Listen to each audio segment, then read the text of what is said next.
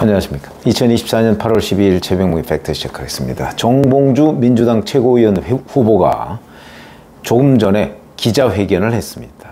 뭐라고 했냐면 이런 거죠. 민주당에 대한 충정과 민주당 유력 대권주자인 이재명 대표에 대한 변함없는 애정, 윤석열 탄핵에 대한 결기, 그리고 정권을 교체하고 민주당 4기 정부를 만들어야 한다는 간절함으로 이 자리에 섰다. 이 시대적 과제를 위협하는 최대의 걸림돌은 우리 내부에 있다. 이재명 파리를 하며 실세놀이하는 무리들, 이재명 파리하는 무리들을 뿌리 뽑겠다. 통합을 저해하는 당 내부의 암덩어리인 명파리를 잘라내야 한다. 명파리가 이재명 파리 이런 뜻입니다. 자, 오늘 기자회견을 한 목적이 뭘까 싶어요? 박원석 전 정의당 의원이 정봉주하고 통화를 했다면서 라디오에 나와서 SBS 라디오에 나와서 발언했던 거, 그걸 해명하기 위한 자리라고 되어 있습니다.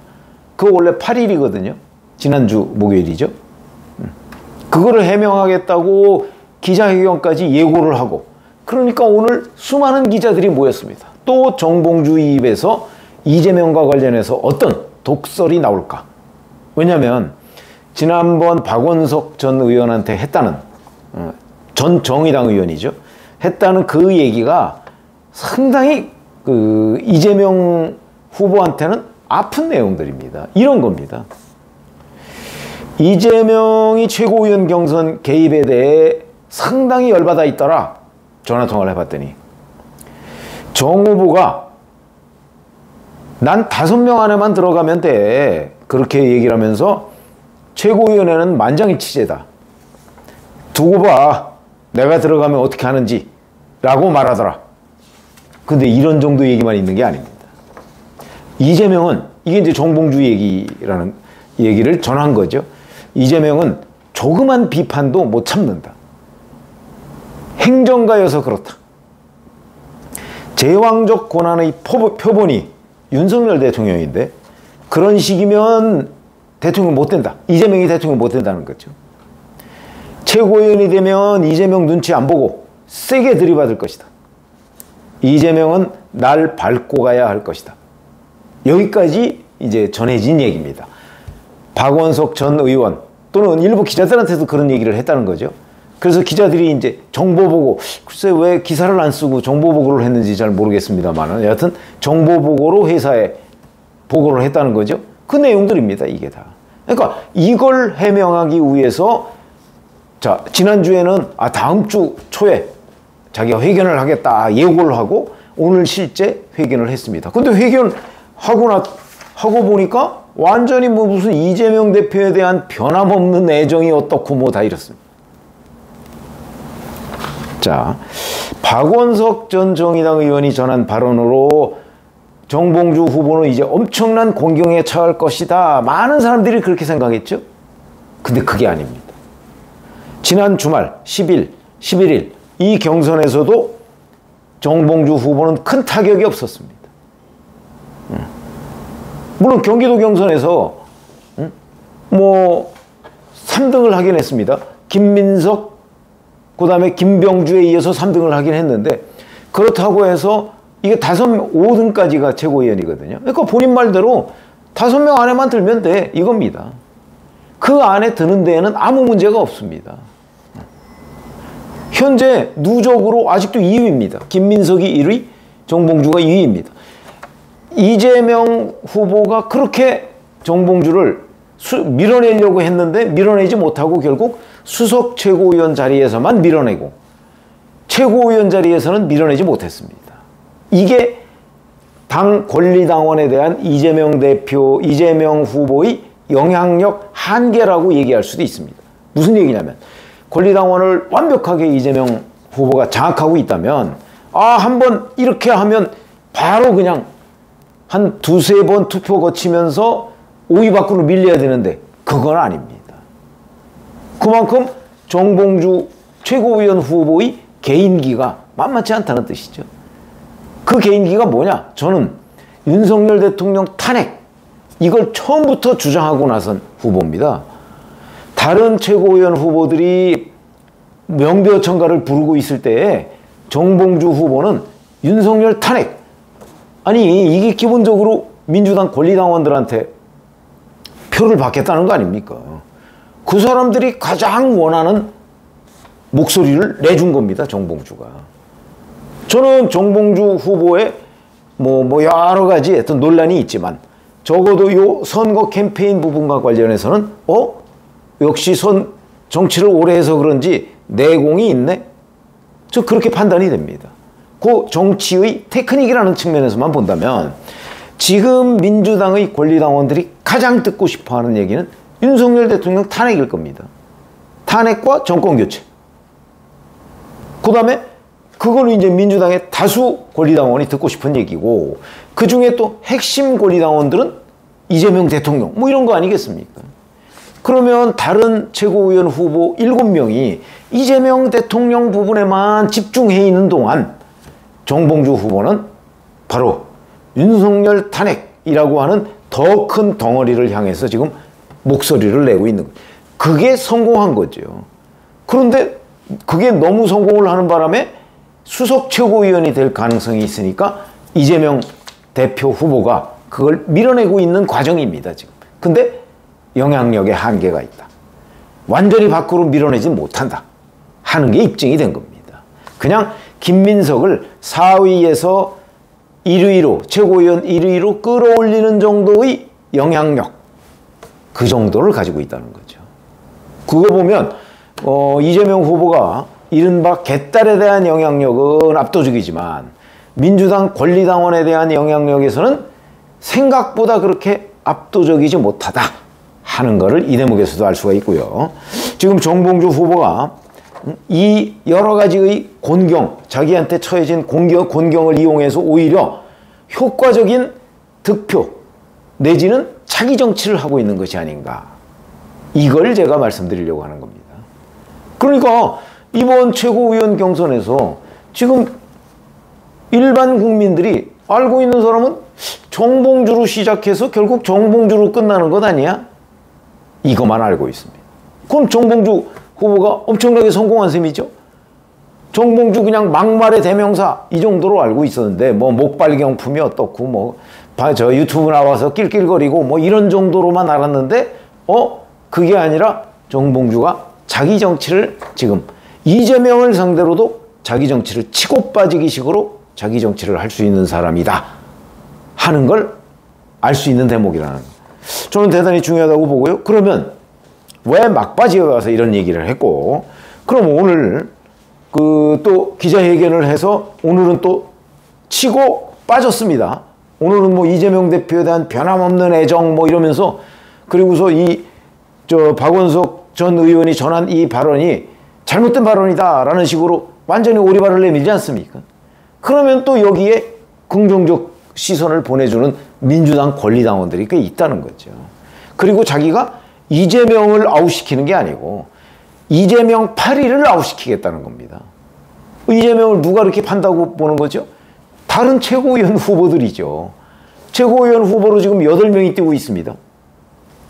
그 8명 중에 5명이 당선이 되는 거거든요. 3명이 아웃되는 겁니다. 자기는 그 아웃되는 3명에 들어갈 가능성이 없다고 보는 거죠. 이 최고위원 후보는 권리당원들이 2명씩 씁니다. 그러니까 왜 저 중간에 한번 그런 얘기 있었죠. 정봉주 같은 사람 하나쯤은 있어야 된다. 그거는 2명 찍을 때 나 하나 넣어달라는 얘기입니다. 굉장히 저는 정교한 캠페인이라고 생각을 합니다. 그래서 실제 많은 권리당원들이 정봉주를 여전히 찍고 있는 거죠. 그런 점에서 본다면 또 더군다나 오늘 그러면 왜 또 이렇게 얘기를 했느냐. 앞으로 남은 걸 보면요. 권리당원 온라인 투표는 이제 지역적으로 다 끝났고요. 끝나고 어제 뭐 대전, 세종 이걸 마지막으로 끝났습니다. 그리고 서울만 남았습니다. 서울. 근데 자기가 그 도봉 출신 아닙니까? 그러니까 서울은 별로 걱정을 안 하는 거죠. 서울만 남은 데다가 또 남은 거는 뭐냐면 여론조사가 남았습니다. 여론조사. 이 여론조사는 인지도가 크게 좌우하고 기억에 남는 사람. 그러니까 지금 최고위원 후보 중에서 기억에 남는 사람이 별로 없습니다. 결국은 정봉주를 기억하게 될 것이다. 왜 과거 그런 우스갯소리 있었죠? 정치인은 부음만 아니면 사람들 그 입에 자주 오르내리는 게 좋다. 바로 이게 노이즈 마케팅의 아주 대표적인 케이스다. 그러면은 최고위원 후보, 지금 정봉주 외에는 기억나는 사람이 별로 없을 정도. 그러니까 여론조사에 또 상당히 반영이 될 것이고, 그 다음에 또 대의원 이제 투표가 또 남았습니다. 이거 ARS입니다. ARS는요, 자기가 꼭 내가 투표를 해야 되겠다라고 하는 사람들 아니면 별로 투표 응하지 않습니다. 몇 퍼센트 안 됩니다. 그러니까 남은 것 중에서 가장 큰 게 권리당원 서울 온라인 투표하고 여론조사인데, 거기에서는 자기가 이렇게 오히려 노이즈 마케팅이라도 화제가 되는 것이 훨씬 좋다. 5등 밖으로 밀려날 가능성은 없다. 지금 현재도 누적 2등입니다. 그러니까 가능성 없다. 오히려 이재명 1극 체제라고 하는 이런 부정적 요소에 대해서 굉장히 좋지 않게 생각하는 민주당 당원들도 꽤 있습니다. 자, 친명 민주당 당원들은 표를 나눠줘야 되겠죠. 7명이 친명 경쟁을 하고 있으니까. 근데 그렇지 않고 이재명 1극 체제의 부정적인 층은 전부 다 정봉주한테 밀어줄 가능성이 있는 거죠. 이러면 자기는 남는 장사다. 그런 계산을 지금 하고 있는 것으로 보이고요. 자, 그럼 그 다음에 이제 또 문제입니다. 자, 이제 5등 안에 들어서 정봉주는 최고위원이 됩니다. 이번 주말에, 일요일에 최고위원이 되는데, 자, 앞으로 이재명 지도부에서 가장 관심이 큰 일반 기자들이나 일반 국민들 중에서 관심이 큰 사람은 이재명 본인이죠. 이재명 대표 본인일 겁니다. 두 번째로 누굴까요? 정봉주가 되는 거죠. 정봉주가 사실상 수석 최고위원 행세를 하게 될 가능성이 대단히 높다. 기자들도 이렇게 되면 앞으로 최고위원회에 보나마나 이재명, 김민석 또 뭐 나머지 이제 그 3명 다 뭐 한 목소리로 결국 이재명의 뜻을 따라갈 겁니다. 그럼 기자들은 최고위원회가 딱 끝나면 그다음부터 누구한테 취재를 하기 시작할까요? 정봉주죠. 정봉주가 딴소리 안 했나 혹시? 그러면 그 최고위원회에는 아무 일도 없었던 거다. 이렇게 되니까 정봉주에 대한 주목도가 다른 최고위원들에 비해서 훨씬 높아질 거다. 이거는 이런 거 한번 생각해 보시죠. 이재명 이제 8월 18일부터 대표가 될 텐데, 이재명 대표의 승승장구가 언제까지 계속될까요? 일단 임기는 2년입니다. 2년인데 뭐 이런저런 하여튼 뭐 여러 가지 사유로 뭐 하여튼 2년을 다 채울 수도 있습니다. 내년 지방선거 끝날 때까지. 내년이 아니라 후년. 그렇게 되면 뭐 지방선거에 정봉주 후보가 나올 것 같지는 않고요. 그렇게 되면 문제가 되겠죠. 그 공천을 이재명이 어떤 경우든 안 줄 테니까. 그게 아니고 본인이 국회의원을 한 번 더 하고 싶다면, 그렇다면 자, 이재명이 계속해서 대표가 되고 대표직을 2년간 유지하고 그 다음에 대선 후보가 되고 뭐 대통령이 되고 이렇다면 정봉주 후보가 정치적 미래를 담보할 수가 없겠죠.